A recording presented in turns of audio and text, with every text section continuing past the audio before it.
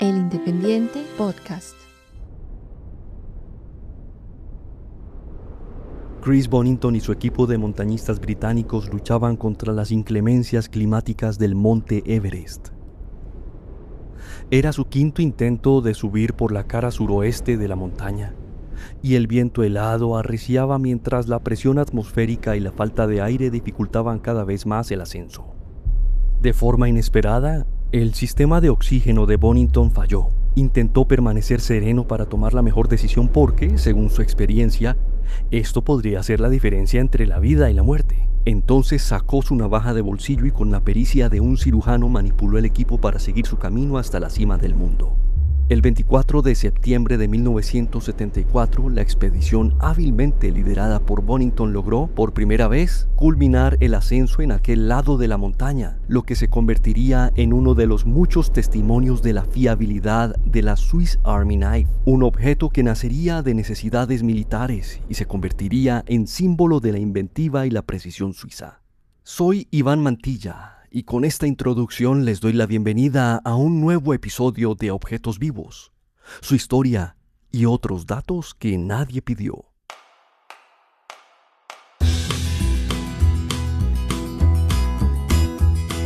Historias de objetos que no volvieron, cosas que guardamos, otras se perdieron. El reloj digital, calcomanías y amuletos glow in the dark. Estrellas ninjas y el robot espacial. Del cassette al CD. Objetos vivos que son parte de ti. El primer indicio conocido de la navaja suiza reposa en el Museo Fitzwilliam de Cambridge desde 1991 y no es, paradójicamente, procedente del país de los Alpes. Se trata de un utensilio plegable multiusos hallado en el Mediterráneo, originario del Imperio Romano y elaborado en plata entre los años 201 y 300 después de nuestra era, que incluye cuchillo, cuchara, tenedor, espátula, palillo y punzón. El objeto, considerado por el mismo museo como un artículo de lujo para uso esporádico, perteneció tal vez a un viajero rico o a un alto mando militar del imperio, y su existencia es una muestra de que la intuición de reunir varias herramientas en un solo mango es muy antigua, además de que no eran artefactos de uso masivo. Ahora nos trasladamos a los tiempos finales del siglo XIX, cuando el ejército suizo le hizo un pedido de 15.000 ejemplares del modelo 1890 a la empresa Vesta & Butz, localizada en la ciudad de Solingen, al oeste de Alemania, porque la industria helvética no tenía la capacidad para atender un pedido de esa magnitud ni con los estándares requeridos. Por esa misma época, en 1899, el ejército suizo reemplazó el fusil Vetterli, que había usado por 20 años, por el fusil Schmidt-Rubin, un arma que requería un tipo de destornillador específico tanto para el mantenimiento como para el desmontaje que todos los soldados debían estar en capacidad de realizar. De otra parte, las raciones de campaña de las tropas incluían cada vez más conservas enlatadas, por lo que el Departamento Técnico de Guerra decidió estandarizar un artilugio de bolsillo que integrara esa herramienta, además de cuchillo, sacabocados y abrelatas.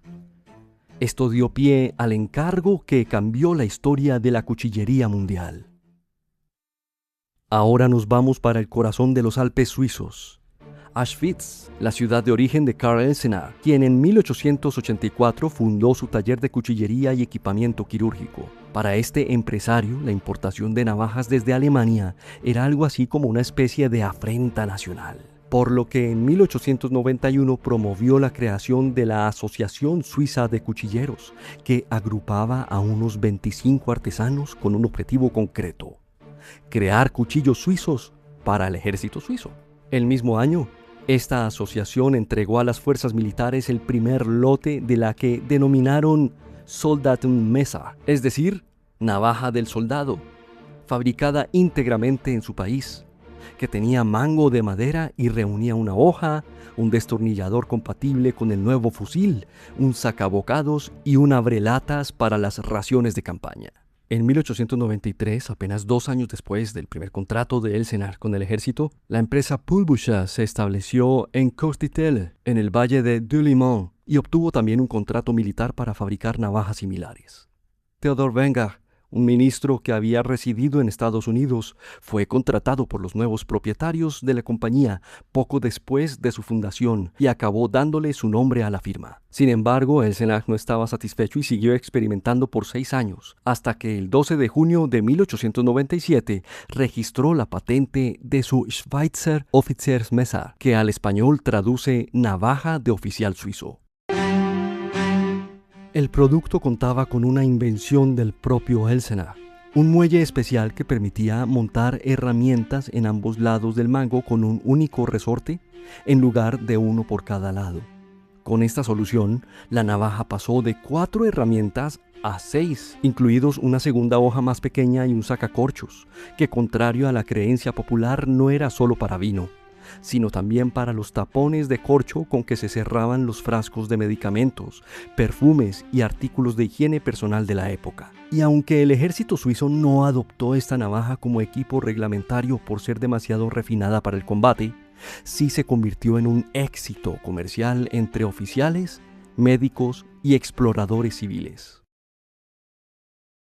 En 1908, para evitar fricciones entre los cantones suizos de habla alemana y francesa, donde estaban Victorinox y Wenger respectivamente, el gobierno dividió el contrato de suministro al ejército entre ambas empresas, asignando la mitad de la producción a cada una. Para evitar confusiones en el mercado, se acordó un reparto de eslóganes. Victorinox se anunció como la navaja original del ejército suizo y Wenger como la navaja genuina del ejército suizo. A pesar de su intensidad, la competencia entre las dos compañías fue productiva e innovaron en diseño y funcionalidad. Wenger era conocida por crear modelos más atrevidos y usar un marco rectangular alrededor de la cruz suiza en su logo, mientras Victorinox empleaba un escudo con simetría bilateral. En este punto debemos saltar al futuro para hacer una precisión, pues en 2005, tras dificultades financieras agravadas por la caída de las ventas en los aeropuertos después de los hechos ocurridos el 11 de septiembre de 2001, Victorinox adquirió a su rival histórica. Ambas marcas coexistieron hasta enero de 2013, cuando se anunció la fusión definitiva de las líneas de cuchillos bajo la marca Victorinox, aunque la producción de la fábrica de Delémont continuó.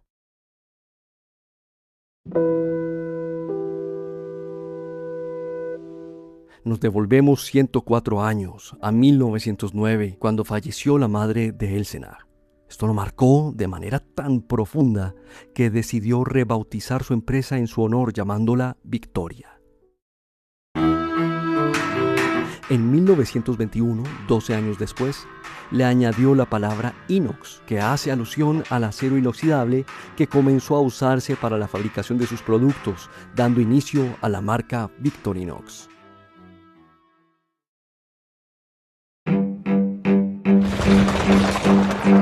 Viajamos a la Europa de la Segunda Guerra Mundial, donde los soldados estadounidenses compraban grandes cantidades de navajas suizas. Como para ellos resultaba muy difícil pronunciar el nombre alemán, decidieron comenzar a llamarla simplemente Swiss Army Knife, un término que se popularizó en el tiempo y se convirtió en marca registrada de Victorinox. Una vez finalizada la guerra, cuando las tropas volvieron a casa, las llevaron consigo y la demanda civil despegó.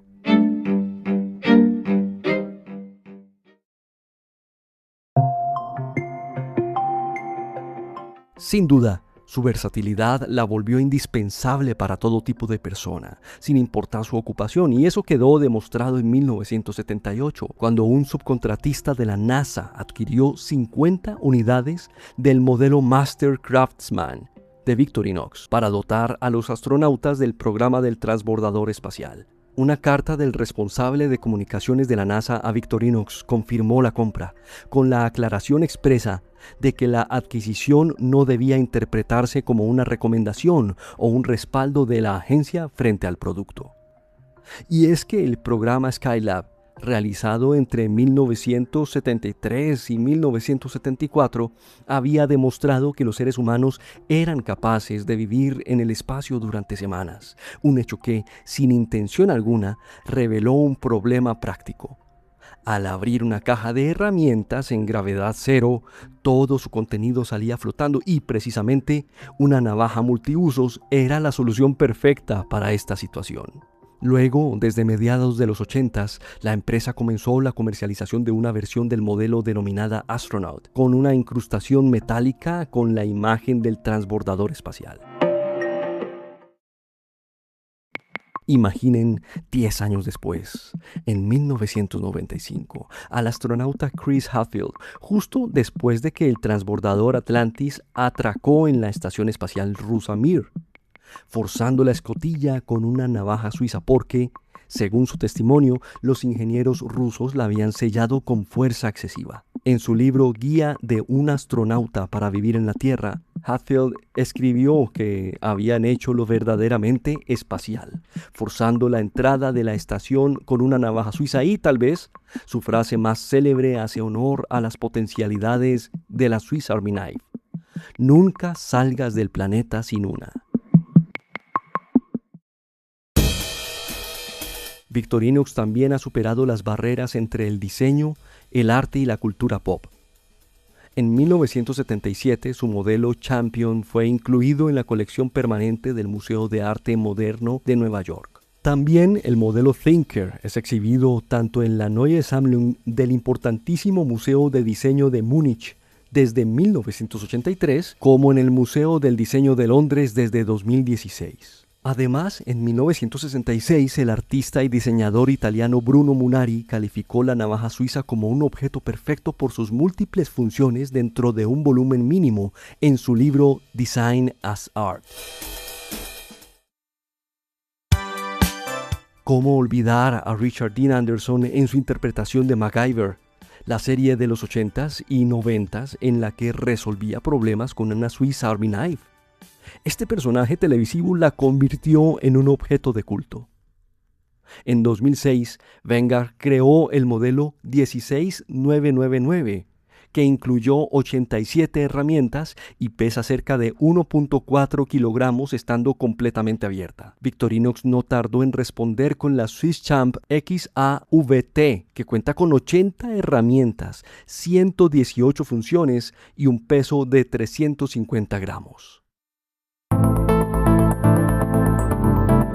Hoy Victorinox, que sigue siendo propiedad y administrada por los descendientes de Carl Elsenar, desde la misma localidad donde fue fundada hace casi siglo y medio, exporta a más de 120 países y fabrica alrededor de 34.000 navajas por día. Entre otros países, la navaja forma parte de las dotaciones de los ejércitos de Suiza, Alemania, Países Bajos y Malasia. La empresa ofrece garantía de por vida contra defectos de fabricación y podemos decir que su diseño básico ha cambiado muy poco desde sus inicios. Esto significa sencillamente que los buenos diseños no envejecen sino que se adaptan. Y en el caso de la navaja suiza, los tiempos actuales pareciera que siguen siendo una nueva oportunidad. Yo creo que es un excelente regalo, práctico y durable, que puede ser de gran utilidad cuando uno menos se lo imagina. He visto a mi papá, a mi suegro y a muchas otras personas sacarlas de sus bolsillos para resolver problemas cotidianos en muchas ocasiones. Y estoy seguro de que usted también ha sido testigo de su tamaño y fiabilidad. Dese la oportunidad de probarla o al menos de conocerla. Y bueno, llegamos al final de otro episodio. Gracias por acompañarnos durante este breve y fascinante recorrido por el pasado y el presente de la navaja suiza. Agradezco la producción del Independiente Podcast y el apoyo incondicional de Juliana Perdomo. Recuerden seguirnos en objetos.vivos en Instagram y en nuestros canales de Spotify y YouTube. Muy pronto volveremos con más Objetos Vivos, su historia y otros datos que nadie pidió. Chao. objetos vivos que son parte de ti.